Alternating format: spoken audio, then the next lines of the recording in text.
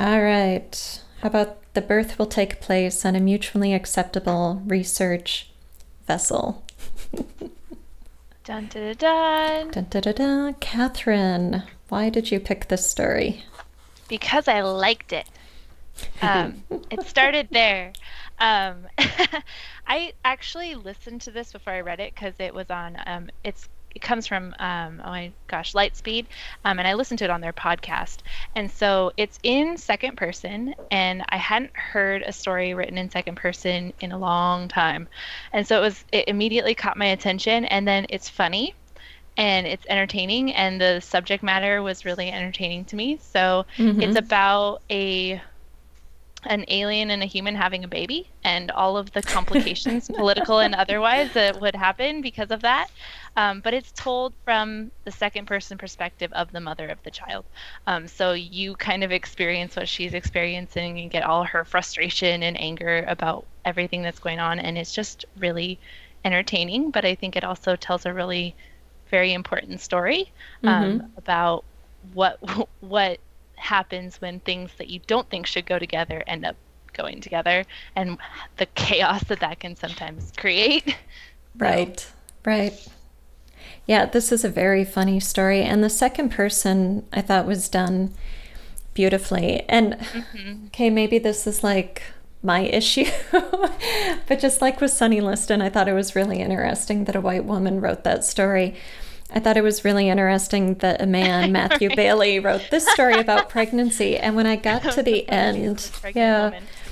I looked for his bio just to see, okay, what's going on here. Hmm. And he does have a wife, and I think it says three sons. So I said, oh, yep, three sons. I was like, okay, he he had He's he been had there. done his research. He had his authority right there Right. with Yeah. him to do his fact checking and get her perspective on things. And maybe he never showed her the story until it was finished, but I definitely wanted to know, like, okay, how did you do this and do it this well? Right. That's funny. Mm-hmm. So what did you think of it, Matt? I definitely enjoyed the humor, and I like the plot of the story. I was honestly kind of bored the first 2 pages. I had a Mm-hmm. hard time getting into it because it's very dense, and I don't like second person stories. Mm-hmm. But I think that's my bias. I didn't really think that it was poorly written. But there's a lot of info dumping up front where he's like trying to explain to you the world and how it works and how they could have babies and all this stuff. And I was like, come on, get to the point. Where's the dialogue?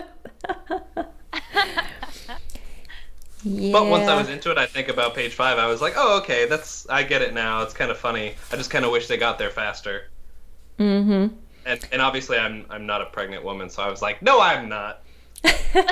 Well, I was wondering if that was hard for you to read this particular story in the second person. Like, is it harder to engage and be empathetic I with do wonder. the character in second person if you can't have that experience or haven't shared it with someone you love? Yeah, but it's funny, like you said, the author's a man, so obviously he was able to empathize with the character, maybe because he has 3 kids. I mean, maybe that's the prerequisite to actually enjoying the story is the human experience, right? But yeah, but I did think that once I was, a few pages in, and I kind of felt more for the characters Mm-hmm. because of her predicament. Like once I realized where she was, like caught between these two forces that she kind of had no control over, then I was like, okay, that's interesting, and then I was Mm-hmm. carried through Hmm. because I Yeah. do like the sci-fi aspect of it, the Tharkins, and how she was able to give birth to the baby in the end because she used Mm-hmm. like a skill that they taught her. Like that was really cool. I thought Hmm. that was really well done. The twist at the end was great. Mm-hmm. Yeah. Yeah, I agree. The twist was great. And I think I got into it sooner because I recognized the humor in the second paragraph. He says, the eyes of two very different governments are constantly fixed on the space between his shoulder blades. There's an ellipsis. Until a savage kick to your bladder drives every ounce of understanding right out of your head. And I knew immediately that this was pregnancy. Hmm. And afterwards, I thought about it and said, how did I know that was from inside and not like somebody kicking her in the pelvic area? But it just, Huh. I think if you've Interesting. been there, you just know. right away that that's what happens. And those little bits of humor kept me engaged with it, despite the setup that has to happen on the front end of this kind of story. Right. Did you enjoy the narration of it, Kathryn? Did you listen to it or no? No, You I read didn't. it? Yeah, I I read it. actually think the only reason that I really immediately grabbed onto it was because I was listening to it. And so, and I believe, and I could be wrong, but I believe it's narrated by a man. So, That's um, funny. but yeah, I mean, it's just entertaining to me because hearing it as you is a little different than reading it, I think. Because when you're hearing it audibly, it changes the way that it's not so much finger pointing, as more like dragging you into you feeling it. I don't know. But when I read it the second time, I caught some of the humor that I didn't catch quite as quickly in the narration, which is interesting. Like when I got to the end of the second section and it says their sarcasm glance must be digital, I just about died. And I was like, oh, I think I missed that the first time. It was pretty funny. Yeah, I Funny. love that line. Yep. I do think that the first page might be more interesting if it was read by a very good narrator too. You know, because the humor would immediately come across. Yeah, it is available in audio. I'll have the link to that in the show notes, so you can listen to it or read it depending on how you feel. But yeah. Right. Yeah, I agree. The first page took a little bit of time to get into, but because the hook was in the second paragraph, the first hook is that it's second person because you're curious. It's so different. And then in the middle of the second paragraph, there's the kick to your bladder. So there's the main hook of, all right, we're dealing with alien pregnancy here. Once I got to the thoughts, like, I am not an experiment, you think, but you are. That was interesting. And then the I'm not meant to be a mother. I don't know anything about being a mother. I'm going to be a horrible mother. Oh, God, what if they take the baby away from me and won't let me be a mother at all? Right. Because the thoughts are always like our pathway into understanding their real like emotions and mental state at that time. So once the thoughts got in there, then I had no problem following along. And then he starts introducing the dialogue and it speeds up, and then there's more thoughts, and then there's the stuff with her spouse from the other species, which is awkward and uncomfortable and very funny. Right. She's like, I don't even know how to talk to you, but he's been teaching her how to use the thoughts. That's really where the empathy comes in for this main character. I mean, this is another issue with using second person, is that you aren't describing the character. You aren't going to give us the full visual sense because you want that you to be the reader. And so the empathy comes in through the thoughts and through the relationship she has with her spouse, because we all understand feeling, lost, unprepared, uncertain about our abilities, and then being in relationships and trying to navigate that water. So that is the relatable piece of this insane situation. Yeah. Yep.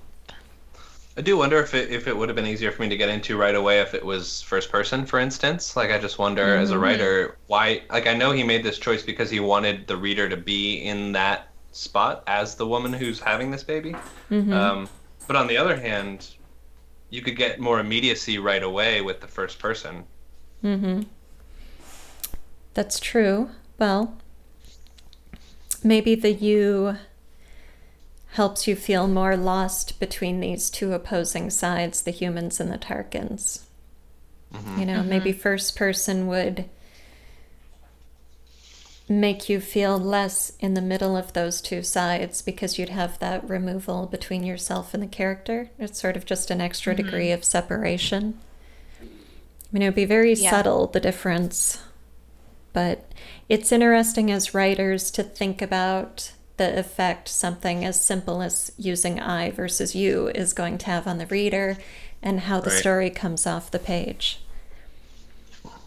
I think it does. I think if they had put the I in there, that level of separation would have eliminated as much of the confusion as I think you're supposed to feel, because you're supposed to feel that bewilderment and kind of that like constant pull and push and pull and push and pull and push.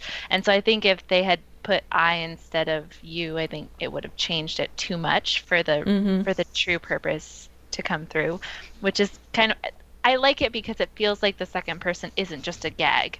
Like it isn't just I can write in second person. Like it feels like it actually belongs in a story.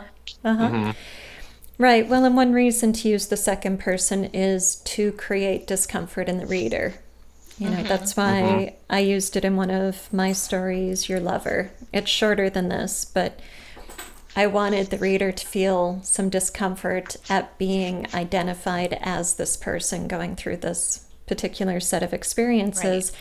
And the story really has the same exact effect. Now that I hear myself say it out loud, you go through this set of experiences, which is very uncomfortable for both the character and you. And it's funny that you would create a greater sense of discomfort than I, you know? It seems counterintuitive that we like place ourselves in that role more so when someone is talking to us as you than as a character is saying I. Yeah, because we try to empathize with the I, and when it's the you have to put yourself in that position rather than empathizing from a position away. Right. It's like if I talk about myself, you still hear me talking about me as I. But if I talk about you, so the narrator or author, yeah, I think that's why. So we identify ourselves as the subject of you because the speaker is not us. So when a character is saying I, that's also not us. Right. Well, we've been trained to empathize with the I, though, right? Like if you're having a conversation with somebody else and they say, I feel this way, we're trained our whole lives to say, okay, they feel that way, and it's not how I feel, so I need to empathize with them now. And so telling a first-person story is pretty, or reading a first-person story at least is pretty natural because you're used to talking to other people and empathizing with their situation. So maybe it's easier to step into that than it is to say you because you know who you are. Right. And whatever is on the page that the author is telling you are is not you. So it takes some adjustment. It does. And I think we have a tendency to go, wait a minute, me? Really? You think this about me? Like if I said, boy, Kathryn, you like freak out whenever I mention cheddar cheese. And it's kind of hard to be around that, right? You're like, I do that? What? Me? How do you see that in me? You know? So we have that almost like a defensive reaction when we're reading about you. Yeah. I mean, and if the author's purpose is to make you feel defensive, then that seems like the best thing. But it is hard to sustain too. I think that like I think we've talked about this. To have it. We've talked about this it is a very long story to have the second person, but we've talked about this I think in a previous episode about how you can't really sustain the second person for a whole novel. Like that would be really trying on the reader, because we just naturally resist it so much, being told what we are, you know. But in a short work, it's really good. And you're right, Kathryn, this is for a second person story. Like I've read Alida's second person story, and it's quite short, like maybe flash fiction, like 1,000 words or so. Yeah, it's this about one's 1,000. much longer. But I notice what he does is he's very like heavy-handed with the second person up front, and then at the end it's more dialogue, it's more action, it's more thoughts, and so it kind of speeds up as you go through it. And maybe that was intentional or unconscious, but still has the effect of it being less resistant as you go on.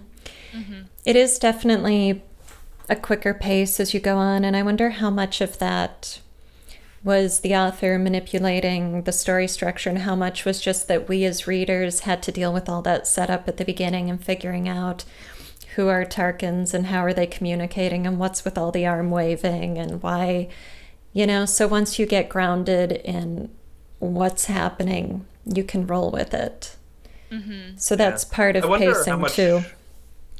I wonder how much could be cut from the beginning of the info dumping and still have the story work as a whole. Like I always wonder that now as a writer, because I kind of see things differently than I did as a reader. Like, Mm-hmm. would you really lose anything by taking some of the world building stuff out? Like, I know you need to establish the gender roles and the species differentiation, but yeah, Mm-hmm. how much is enough, right? I think that um, I felt like anyway that the info dumping at the beginning was balanced really well with humor.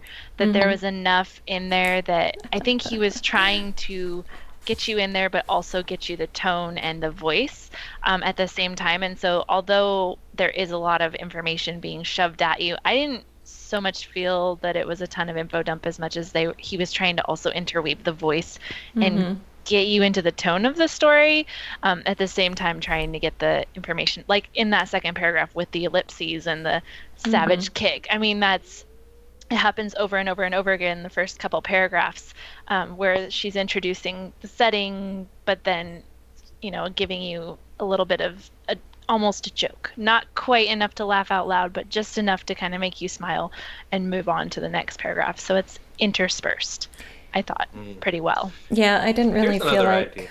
it was an info dump. I just felt like it was set up and we had to get through that to understand the story. Right. Here's another idea. I wonder if I felt resistant to it because of the kind of like haughtiness of the language at first. Like mutually acceptable research vessel, honored and feted instead of herded and controlled. And then he's like, courteous and diplomatic by profession. And then when she says hitherto in the second paragraph, Yeah, like it's really stiff language at first.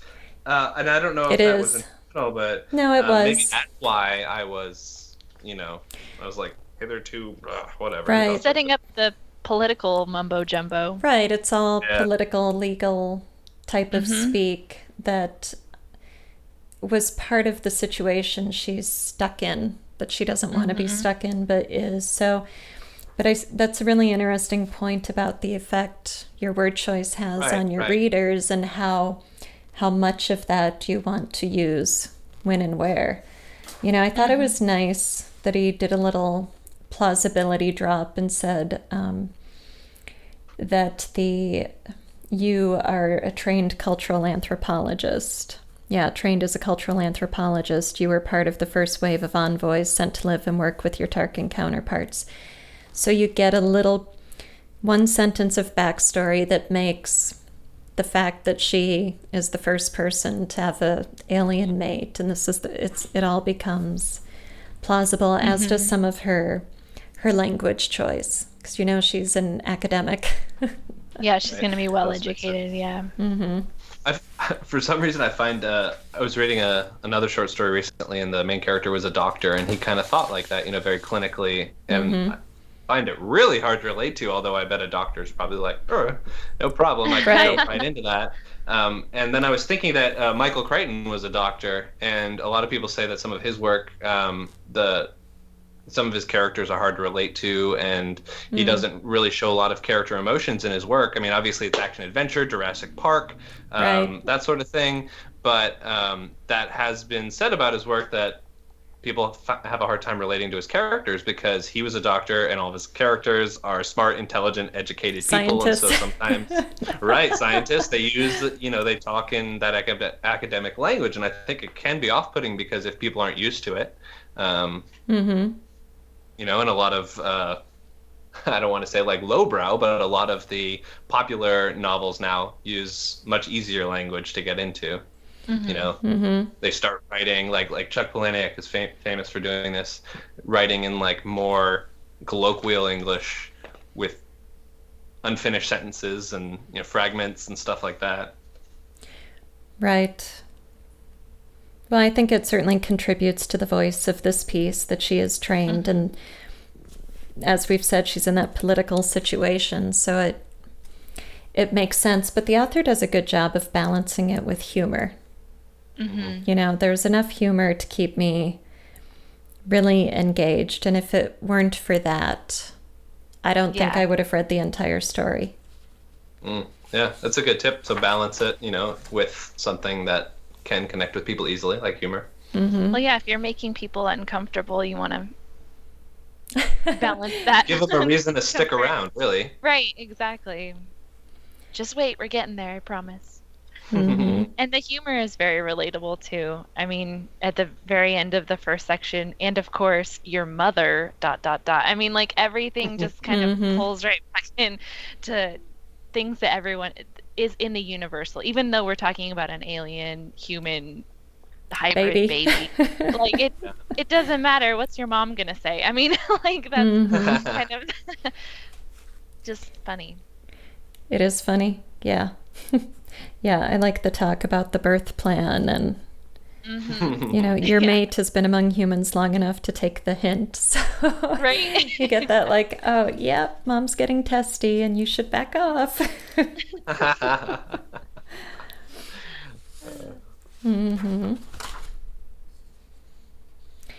So, clearly science fiction, this one. Yeah. Easy to identify. Very unusual point of view.